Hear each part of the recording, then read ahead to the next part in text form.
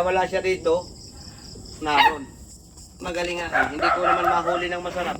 Hindi niya po mahuli. Oo, hindi ko mahuli ng masarap. Mahusay nga eh. Parang ramdam siguro niya napaparito kayo. Taganon lang kasi sa inyo eh. Kita po ba kung sino? Ay, hindi kami nagsasalita ng kung sinong may gawa. Bawal sa mga gamit. Gusto lang ho namin malaman kung sabi niyo ho ay mag-asawa. Oo. Sabi niyo taga ron lang ho sa lugar namin. Yun, isang clue lang ang aking ibibigay sa inyo.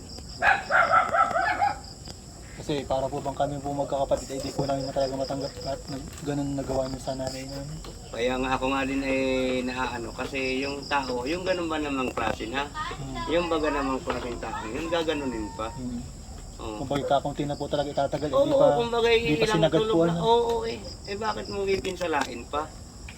Kaya nga ako'y nagagalit din, hindi ko lang talaga siya mahuli ng sumasarap. Dahil oras dadalahin nyo dito, parang ramdam niya napaparito kayo.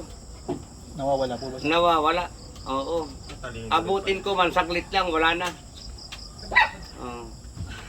Tapos pag naandun yun, bibirahin uli. Naandun lang sa inyo yun kasi kita ang kilos nyo eh.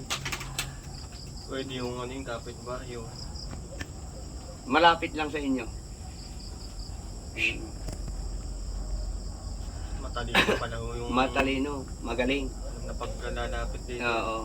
Na yung Kasi tingnan mo ha, dinala niya sa doktor. Ay ngayon yung nasa bibig niya, yun ang ano niya eh. Yung nasa bibig niya yun ang tinatrabaho nila. Ngayon nung dalahin mo sa doktor, siyempre maghahanap ang doktor ng ano, sabihin wala Blood dugo. test po, blood test. Lahat yan titisin. Ay siyempre, ano na, yung kumbaga sa ano, kita na ng doktor yung sakit niya kasi nga naando na eh. Yung kahit hindi mo yun i-test, makikita na ng doktor na may sakit ka kasi naandun nga yung sakit mo. Pero kung yun ay hindi nagkaganon, kahit i-examine ng doktor yun, wala yun makikitang sakit. Ay magaling ang inyong naandoon. Sinabi lang po sa amin eh, leukemia bago kami umalis, ang doktor. Leukemia. Hindi na Para pong hinulaan lang. hinulaan lang.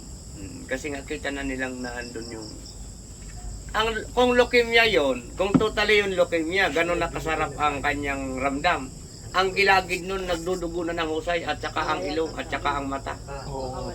Kung leukemia yon. Hindi po Hindi naman nadugo ang uso niya. Hindi naman yung sabihin yung mga gilagid na naputok yan eh. Naputok. Pagka ang leukemia ay Oo, naputok nga. naputok ang gilagid na yan. Tapos ang ilong niyan